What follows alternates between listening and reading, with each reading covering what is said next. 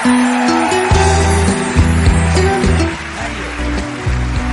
here's something else I got a problem with. The 10 Commandments. Here's my problem. Why are there 10? You don't need 10. I think the list of commandments was deliberately and artificially inflated to get it up to 10. It's a padded list. Here's what they did.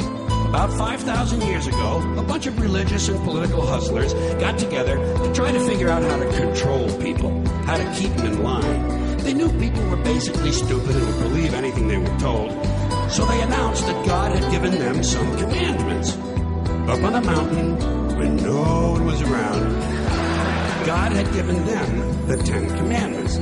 Well, let me ask you this. When they were sitting around making this shit up, why did they pick 10?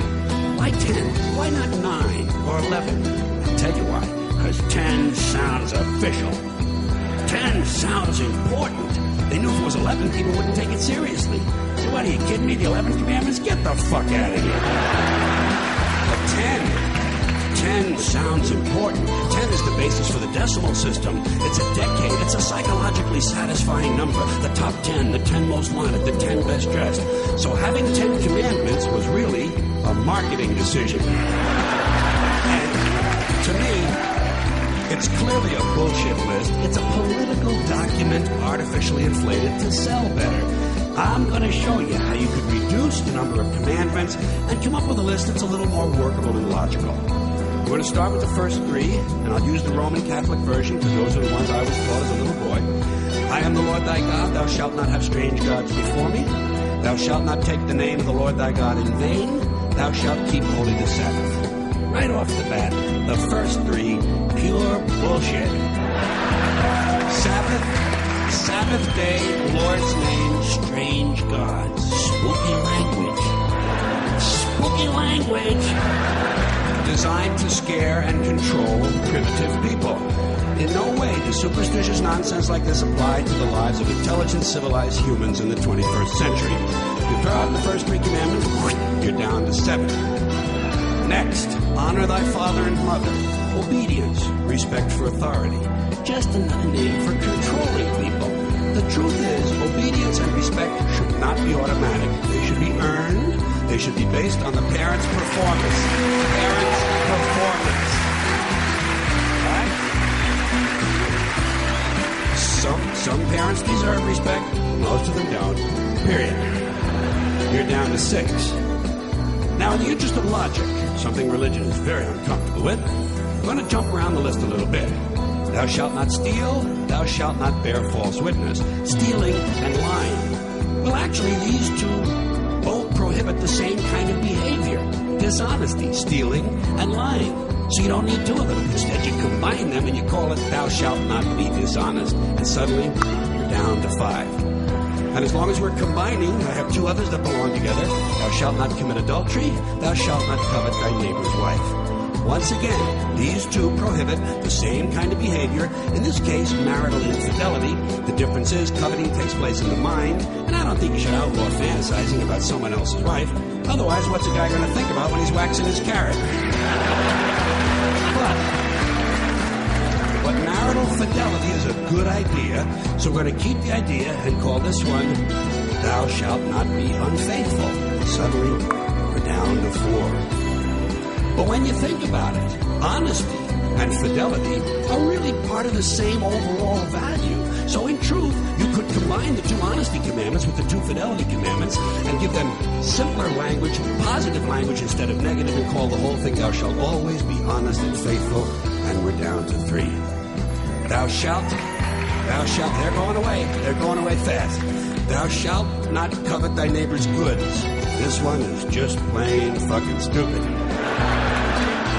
Coveting your neighbor's goods is what keeps the economy going. All right? Your neighbor gets a vibrator that plays "Oh Come All Ye Faithful." You want to get one too. Coveting creates jobs. Leave it alone. You're proud coveting, you're down to 2 now. The big honesty and fidelity commandment, and the one we haven't talked about yet, thou shalt not kill. Murder. The 5th commandment. But when you think about it, religion has never really had a big problem with murder. Not really. More people have been killed in the name of God than for any other reason. All you have to do...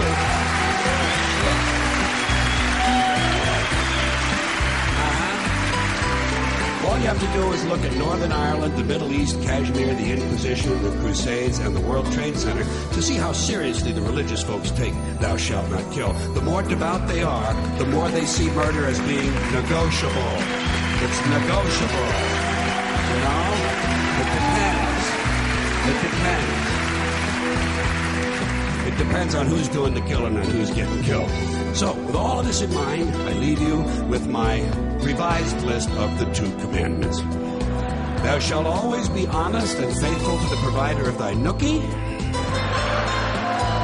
And thou shalt try real hard not to kill anyone, unless, of course, they pray to a different invisible man from the one you pray to. 2 is all you need. Moses could have carried him down the hill in his fucking pocket. And if they had a list like that, I wouldn't mind those folks in Alabama putting it up on the courthouse wall. As long as they included one additional commandment, thou shalt keep thy religion to thyself.